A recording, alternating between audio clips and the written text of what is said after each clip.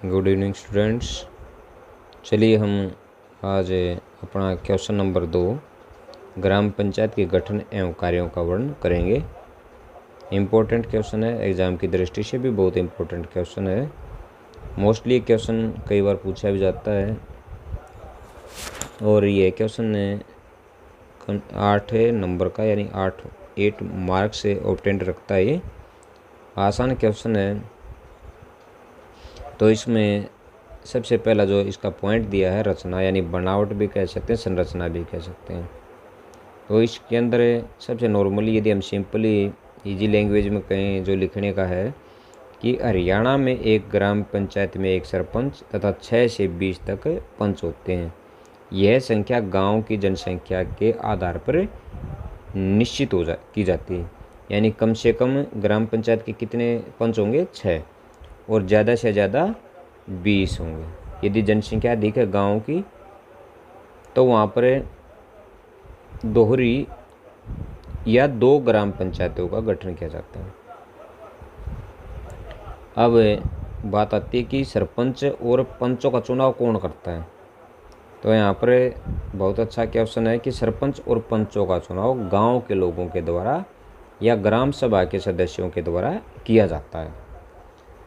अब एक क्वेश्चन उभरता है कि ग्राम सभा क्या है। 11th क्लास में भी पढ़ा है कि ग्राम सभा क्या होती है, हमने 10th क्लास में भी पढ़ा है कि ग्राम सभा क्या है। तो ग्राम सभा होते गांव के लोग जिनकी आयु 18 वर्ष या इससे ऊपर होती है और उनका नाम मतदाता सूची में होता है, वो ग्राम सभा के सदस्य होते हैं। अब यह निर्धारित होता है कि किस गांव में एक ग्राम सभा का गठन किया जाए। यदि किसी गांव की जनसंख्या 500 या इससे अधिक है, यदि गांव की जनसंख्या 500 या इससे अधिक है तो वहाँ पर एक ग्राम सभा का गठन किया जाएगा। यदि इससे कम है तो वहाँ पर उस गांव को पास वाले गांव के साथ जोड़कर एक साझा ग्राम सभा की स्थापना की जाती है या गठन किया जाता है। तो ये था हमारा पॉइंट रचना। मेनली इसके अंदर इम्पोर्टेंट था हरियाणा में एक ग्राम पंचायत में एक सरपंच तथा 6 से 20 तक पंच होते हैं। यह संख्या गांव की जनसंख्या के आधार पर निश्चित की जाती है। सरपंच तथा अन्य पंचों का चुनाव ग्राम सभा के सदस्यों द्वारा प्रत्यक्ष चुनाव प्रणाली के आधार पर किया जाता है। कई बार आपका क्वेश्चन ये भी पूछा जाता है कि ग्राम पंचायत के गठन के बारे में लिखिए। 2 अंक का क्वेश्चन आता है। तो इसके अंदर हम सिर्फ यहाँ से लेके कि एक सरपंच और यहाँ तक लिखेंगे। अब अलग से एक क्वेश्चन आता है कि 1-2 नंबर में फिर पूछ लिया जाता है कि ग्राम पंचायत का सदस्य बनने के लिए क्या योग्यता होनी चाहिए। तो सामान्य योग्यताएं ही है, उसके बाद विशेष योग्यताएं आएंगी। तो सामान्य योग्यता में वह भारत का नागरिक होना चाहिए, उसकी आयु कम से कम 21 वर्ष होनी चाहिए, वह पागल या दिवालिया नहीं होना चाहिए, वह किसी लाभकारी पद पर नहीं होना चाहिए और वह कम से कम 1 वर्ष से उस गांव में रह रहा हो।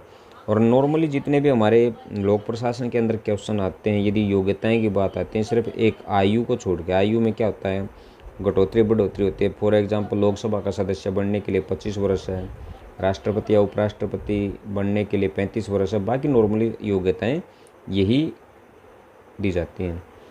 अब नेक्स्ट इसके बाद आता है कि जो विशिष्ट योग्यताएं हैं। जब हरियाणा में सन 2016 हमारे जो 2016 में ग्राम पंचायत के चुनाव हुए थे, उससे पहले पंचायती राज अधिनियम सितंबर 2015 के द्वारा निम्नलिखित कुछ अन्य योग्यताओं को जोड़ दिया गया। यानी जो ये पहले हमने योग्यताएं पढ़ी थी उनके साथ कुछ और योग्यताएं जोड़ दी गई। जैसे सरपंच बनने के लिए, अध्यक्ष बनने के लिए यदि कोई ऐसी कैंडिडेट है, अनुसूचित जाति का सदस्य है या महिला है, तो उसको 8वीं पास होना जरूरी है। शेष यानी जो सामान्य श्रेणी से जो लोग हैं उनका 10वीं पास होना अनिवार्य या जरूरी है। इसके बाद चुनाव लड़ने के लिए नामांकन भरने से पूर्व, यानी कहने का मतलब है उनके घर में टॉयलेट होना आवश्यक है। नंबर 3, उसके ऊपर कोई भी सरकारी लोन या कोई भी बिल की देनदारी नहीं होनी चाहिए, या उसके ऊपर कोई भी बिल बकाया नहीं होना चाहिए। नंबर 4 जो पॉइंट है, 10 वर्ष की सज़ा वाले गंभीर या वो किसी भी आपराधिक मामलों में लिप्त नहीं होना चाहिए जिसमें उसको 10 साल की सज़ा सुनाई जानी है। अब उसके बाद आता है स्थानों का आरक्षण। स्थानों का आरक्षण, पंजाब पंचायती राज अधिनियम 1994 या हरियाणा पंचायती राज अधिनियम 1994 यहाँ लिख सकते हैं के अनुसार वही सभी बातें जो हमने पिछला जो क्वेश्चन किया था उसमें सभी वही सेम एज इट इज इसमें आरक्षण की बात आई। फॉर एग्जांपल, अनुसूचित जातियों की उनके जनसंख्या के अनुपात के आधार पर स्थान आरक्षित रखे जाएंगे। आरक्षित स्थानों की कुल जनसंख्या, जो आरक्षित स्थान है उनका कुल 1/3 स्थान अनुसूचित जातियों की महिलाओं के लिए आरक्षित होंगे। यदि सामान्य श्रेणी की बात लें तो उसमें भी 1/3 जो स्थान है महिलाओं के लिए आरक्षित किए जाते हैं।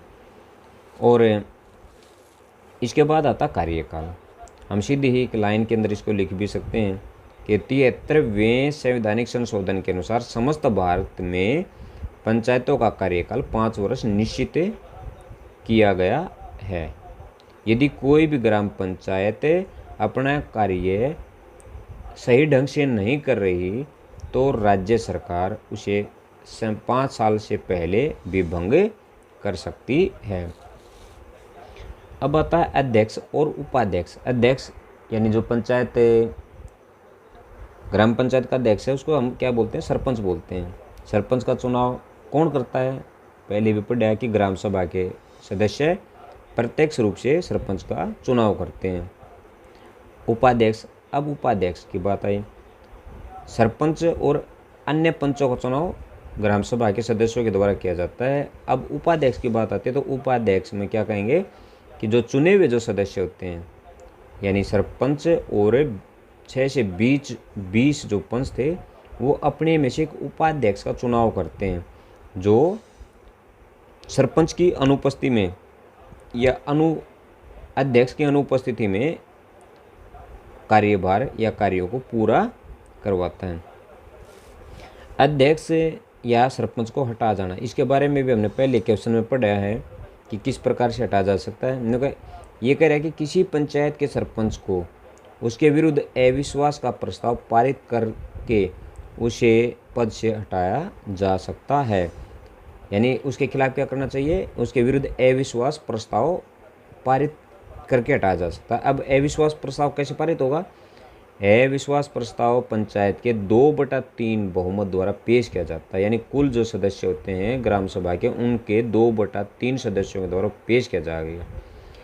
अविश्वास प्रस्ताव को ब्लॉक विकास अधिकारी यानी BDO के पास भेजा जाता है। वो लिखित है जो अविश्वास प्रस्ताव किसको भेजा जाएगा, BDO यानी ब्लॉक डेवलपमेंट ऑफिसर के पास।